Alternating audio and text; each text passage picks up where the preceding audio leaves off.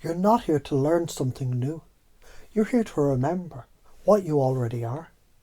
And your mind, that brilliant, terrified machine, is the only thing in the way.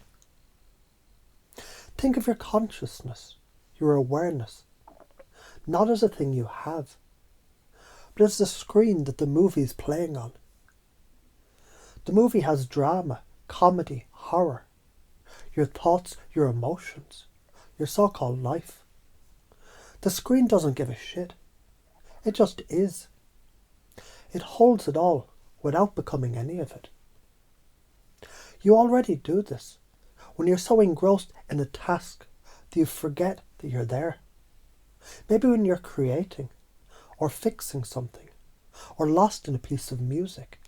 That's you dipping a toe into the screen. The you that's worried about bills. What so-and-so said. That embarrassing thing from 1998. That's just a very loud, very persistent character in the movie, mistaking itself for the whole theatre. The science, quantum physics, is stumbling us backwards into this truth. The observer effect. The universe doesn't become solid, real, until a consciousness looks at it. You think that's happening out there. It's happening in here. In the lab of your own perception. Your focused attention is the fucking collapse of the wave function. You're literally creating your reality by where you place your awareness. So why are you afraid of this? Because that character, that ego, knows that its days are numbered if you wake up to being the screen. It's a parasite that feeds on drama and separation. It will scream. But if I'm not my story, who am I? It'll show you terrifying movies of oblivion, just to keep you invested in the shitty little drama that it's starring in. It's afraid to be quiet. It's afraid of being rendered obsolete. Your higher self, that part of you that is the screen and knows the whole script, doesn't communicate in English. It doesn't send emails. It communicates through the body.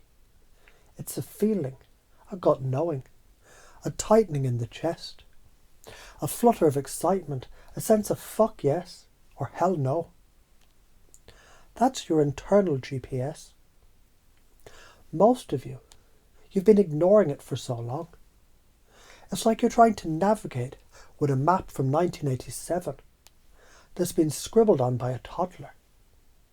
You get a hell no feeling about a job. But your mind jumps in. But the money, the security, what'll mom think?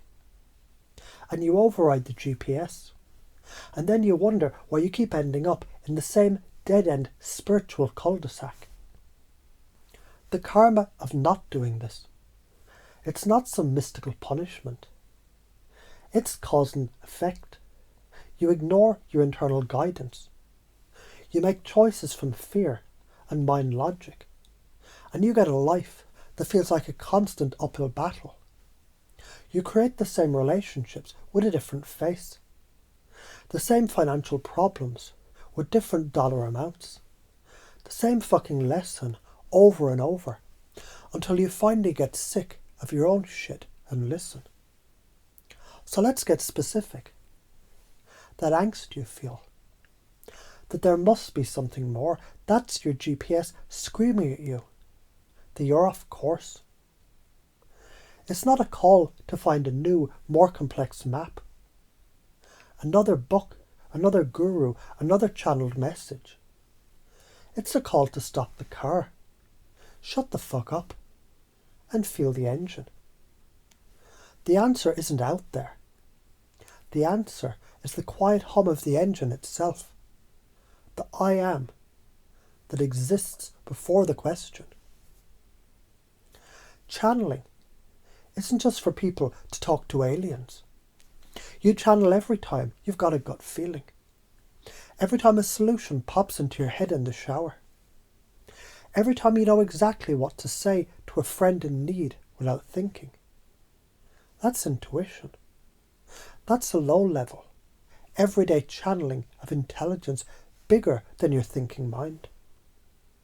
Through surrender, through facing fear, through following that fuck yes feeling. That's the signal that can come through clear and strong with a name and a message. So how do you upgrade? You stop feeding the noise. Observe the spaghetti.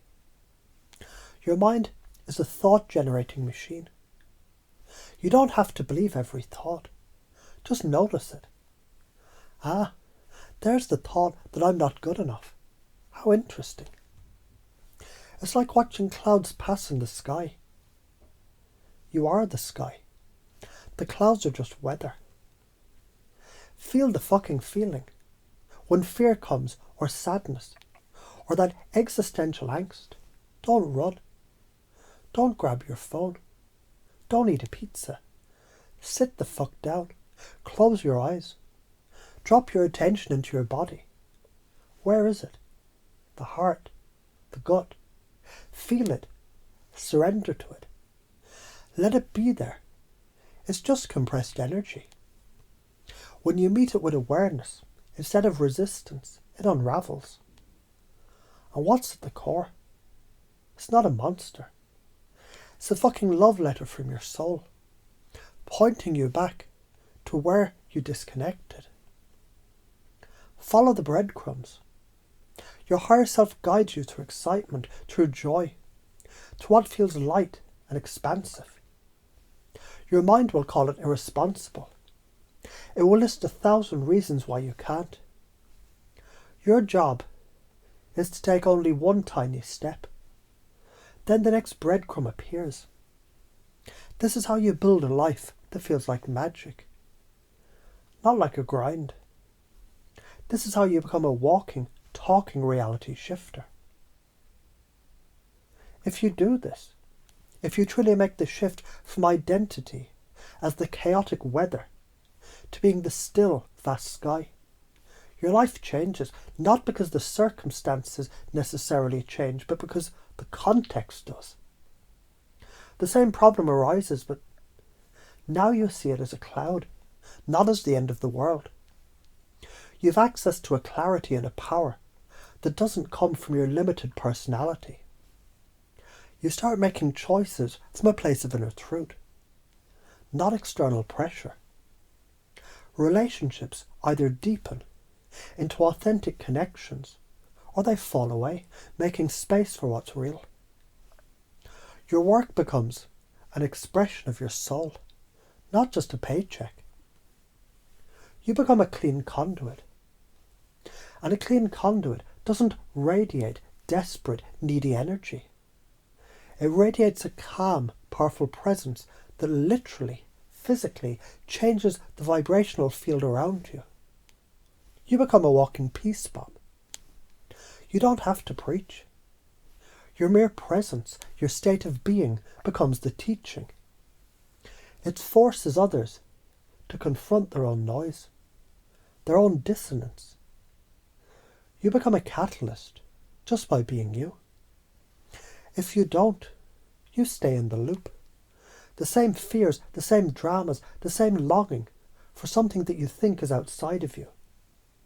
A lifetime or 1,000 lifetimes of spiritual window shopping. Never buying, but never going home. So here it is, the no bullshit truth. You're not the story. You're not the pain. You're not the fear. You're the fucking infinite, silent, loving awareness in which all that shit appears and disappears. Your body is your antenna. Your feelings are your guide. Your mind is a useful tool, but a terrible master. Stop trying to figure it out. Stop seeking the next cosmic secret. The secret is you. It's always been you. It's so simple and obvious that your complicated mind keeps overlooking it. The work is to shut up and feel, to surrender, to follow the joy, to be still and know. Now let that sink in, not as a thought, but as a felt sense, a dropping, a release. Let your unconscious mind absorb this architecture. Let it rewire the old, fear-based circuits. Let this knowing become the new default setting, the bedrock of your being. The movie can keep playing, but now you know you're the screen, and that changes everything.